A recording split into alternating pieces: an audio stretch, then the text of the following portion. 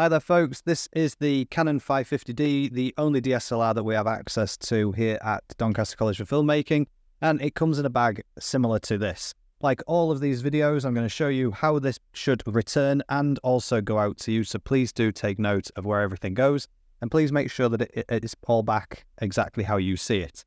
So the camera goes here on the left-hand side, next to that is the microphone, and then in front of that we have the dead cat, and in front of that we have the camera straps. Right at the front we have the little compartment there with the SD card reader. Please make sure that goes back in there as it is so small and easy to lose, and make sure that it's in there when you take this camera bag out. Otherwise it's likely you don't have an SD card reader, which will trip you up later on when you want to export the video. Okay, so we're going to take out both the camera and the microphone and have a look at how to set it up for the first time. Okay, so now both of the items are out and next to each other. I'm going to show you how to set up the camera for the first time. So this has the 28 to 135mm lens attached to it, but we do this lens too, which is the 24 to 85. So depending on what you're wanting to film, make sure that you take out the lens which corresponds to that. We will get into lenses in a future lesson, so don't worry about that too much at this point. Okay, so connecting the microphone to the camera is dead simple. You're just going to slide this hot shoe onto the hot shoe adapter on top of the camera, like so, and just make sure that you tighten it down as well once you put it on there. Then going to connect the microphone to the microphone port on this camera, which is identified with the word mic on the side, and we're going to just pop that mic into there.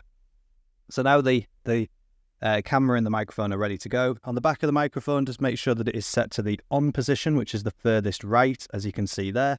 In the middle of these two options between off and on is the plus 10 dB. That will increase the volume coming in through this microphone by 10.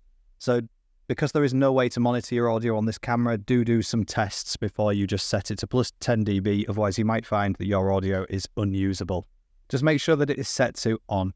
The other thing that you can set on this microphone is the low pass filter. So if you're filming somewhere with an air conditioning unit or something with a low frequency, that can be turned from normal to low pass. Again, you don't necessarily need to worry about that too much. So let's turn on the camera and have a look at some of the features. On the top of the camera here, you can see you've got the on-off switch. Make sure that you set that to on. And also while we're up here, you've got the dial, which corresponds to all the different settings on this camera, because first and foremost, it is a photography camera. Please make sure that the camera for video is selected as illustrated there next to my index finger. Right, so we're going to turn the camera on and we're going to look at what we see here. So taking the lens hood off. So this is what the screen looks like. You can change what the screen sees by pressing display. So if you come to it and it looks like one of these other screens, just cycle through it until you get all this information. This is all the information you'll need for video production. The more important bits, like here, this says that it's filming in 1920 at 25 frames. So that's important to make sure it's filming in full HD at 25 frames. You can actually change it to 24 frames if you want to. At the bottom, you've got your shutter speed, your aperture, and your ISO. Again, really important for setting your exposure. To adjust these properties at the top, again, you've got this little scroll wheel that you can see here. If you scroll this left and right, you'll notice the shutter is moving. And you want to make sure that the shutter speed is double the frame rate. So make sure that this is at 50. And if you're on 24 frames, this camera doesn't go to 48. So just leave that in 50 as well. Next to that, we've got the aperture, which is at the moment set to 5.6. When the lens is in its most zoomed out feature, you'll notice that it can go down to 3.5. But if you wanted to increase that, and I'll show you what that does, you just hold the AV button, which is here, hold it down, and also use the scroller wheel, and you can cycle to make that increase or decrease. As you can see what that's doing, the lower the aperture, the more light it lets in, and the higher the aperture, the less light it lets in. So again, really good for setting your exposure. And lastly on here, you've got your ISO, and at the top you've got an ISO button. Again, if you press this button and use the scroller wheel, you can set your ISO to different options. Again, the higher the ISO, the more light it lets in. The lower the ISO, the less light you're going to let in. And that's how you set your exposure on this camera itself. Now, the first thing you should do when you're setting or going to use this camera is format the SD card. And to do that, we're going to go onto the menu. And on the menu, you've got all these different pages or tabs here. Each tab contains different information, so familiarize yourself with that. We're going to go to the second to last tab, and we're just going to find this format button. And pressing format and OK, that's going to format the SD card. So whoever used this before you, you'll be deleting their footage. So only ever do this once before you start filming, and make sure that you take all the footage off the SD card and onto your computer, so that the next time someone uses this camera, if they format it, all your work won't be lost. That's really important.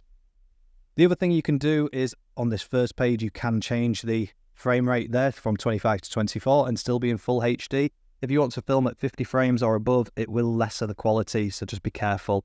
Whoever's used it before, you might have adjusted those settings. You can also turn on things like the grid and sound recording on and off, but like I say, you can't actually monitor any sound. So as you can see here, you don't know what sound is coming through this camera, so just be careful with that. To record, it's this button here next with a little red dot next to it. If you press this button, nothing will happen. It'll actually take a picture, which is not what you want.